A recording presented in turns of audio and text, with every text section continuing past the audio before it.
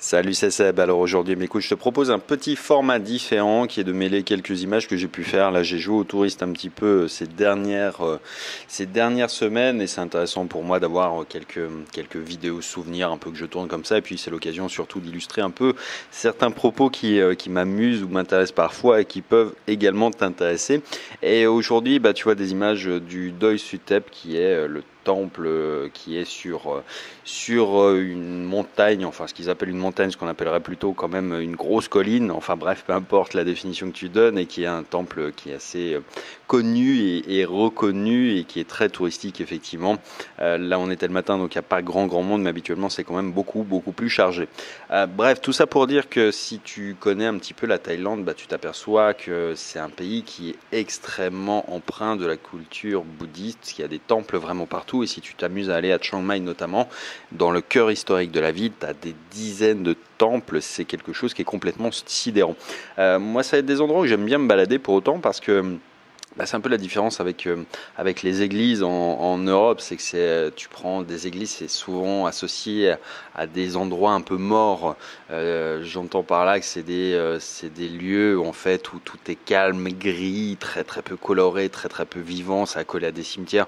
Enfin, c'est vraiment tout l'opposé que tu vas pouvoir côtoyer dans les temples thaïs qui sont généralement toujours au milieu de la nature. Là, tu verras dans les images effectivement qu'il y a beaucoup de nature, il y a beaucoup d'arbres, beaucoup de du coup d'animaux aussi qui sont là, très présents. Et en ville, c'est assez marrant parce que de ces temples, c'est des espèces de petites oasis dans lesquelles tu vas trouver des poulets en liberté, des chiens, des chats, bref, un peu tout ce qui passe et qui sont là bien traités sur place et qui s'en servent un peu comme refuge. Alors c'est vraiment déjà cet aspect que j'aime beaucoup, c'est le côté vivant et tu peux aller te poser dans certains petits temples, tu vois, tu as des tables, tu as même des petites boutiques, tu as des trucs où on te vend des boissons, donc tu peux vraiment t'y installer et tu pourrais presque bosser en fait. Alors celui-ci il est très spécial dans le sens où trop touristique et donc du coup c'est chiant, mais il y a des petits temples où tu n'as pratiquement pas de passage, sauf les locaux effectivement qui viennent un peu s'y recueillir, mais du coup tu pourrais vraiment t'y poser et être dans un endroit qui est très reculé en fait finalement du bruit de la ville alors que tu es vraiment en plein centre-ville, donc ça c'est vachement agréable. Et puis de l'autre côté je trouve ça toujours un peu intéressant de voir un peu la culture qui va autour effectivement des Thaïs et pas seulement des Thaïs en général, mais ça marche un peu pareil dans tous les pays d'Asie, c'est-à-dire que tu as vraiment une grosse emprise de tout ce qui est effectivement religion, c'est-à-dire qu'en Thaïlande, le bouddhisme est une religion d'État. Il n'y a pas, comme en France, la séparation de l'Église et de l'État. Là, c'est pas le cas. C'est une religion d'État, donc c'est vraiment encore une fois quelque chose qui est très lié au pouvoir.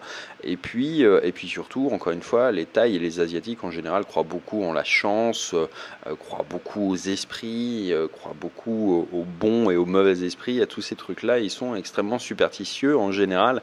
Et c'est toujours assez intéressant de les regarder évoluer. D'ailleurs, les temples, quand tu regardes bien en Thaïlande, mais pas seulement en Thaïlande, j'ai pu observer ce phénomène aussi au Cambodge, c'est qu'il y a de plus en plus de temples, c'est-à-dire que vraiment, tu as toujours cette emprise vraiment de la religion sur les gens qui consiste à vraiment, tu vois, donner toujours. Et en fait, il y a des sommes qui sont considérables parce que tous les temples sont financés par des dons privés, assez peu, je crois, par l'État en général. Et donc, c'est vraiment, tu vois, tu as des moines qui sont des espèces de superstars qui montent leur temple et qui font grossir leur truc.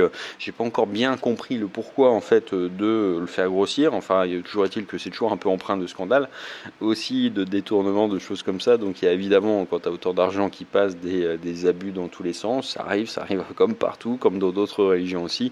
Mais c'est toujours quelque chose qui est assez sidérant effectivement, et moi ça m'avait presque choqué au Cambodge de voir un peu vraiment des temples qui étaient bâtis à côté de trucs où les gens meurent de faim, quoi. C'était vraiment un truc à deux vitesses et c'est vraiment établi comme des castes. Enfin, c'est vraiment très particulier cette emprise de la religion sur la société, et c'est pour ça qu'en Thaïlande c'est un tant soit peu différent, mais quand même tu retrouves un peu les mêmes travers, je dirais. C'est vraiment encore une fois quelque chose qui est à certains endroits assez proche du business, quoi. C'est quelque chose qui est bien structuré, bien organisé, bien calibré et qui brasse effectivement beaucoup d'argent. Mais au-delà de ça, après, effectivement, tu as une partie, une grande, la majorité, j'imagine, des moines, des gens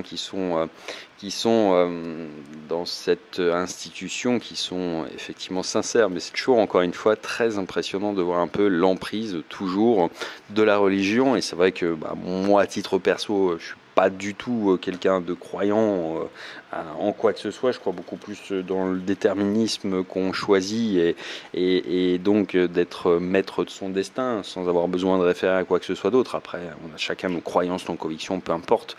Mais c'est toujours effectivement très impressionnant d'avoir sous les yeux quelque chose qu'on a un peu perdu de vue, je pense, en Europe, dans la culture catholique qui s'est quand même largement étiolée, et l'emprise de l'Église s'est largement étiolée aussi, et c'est quelque chose qui vit pas du tout sur le même rythme ici, c'est-à-dire que vraiment, encore une fois, tu as une vraie emprise qui est indiscutable quoi, sur la société. Alors il y a des aspects positifs, il y a des aspects négatifs, peu importe, toujours est-il que c'était l'occasion de te faire un petit format différent, encore une fois, et puis surtout de te montrer quelques images du Deuil Utep si tu es jamais venu.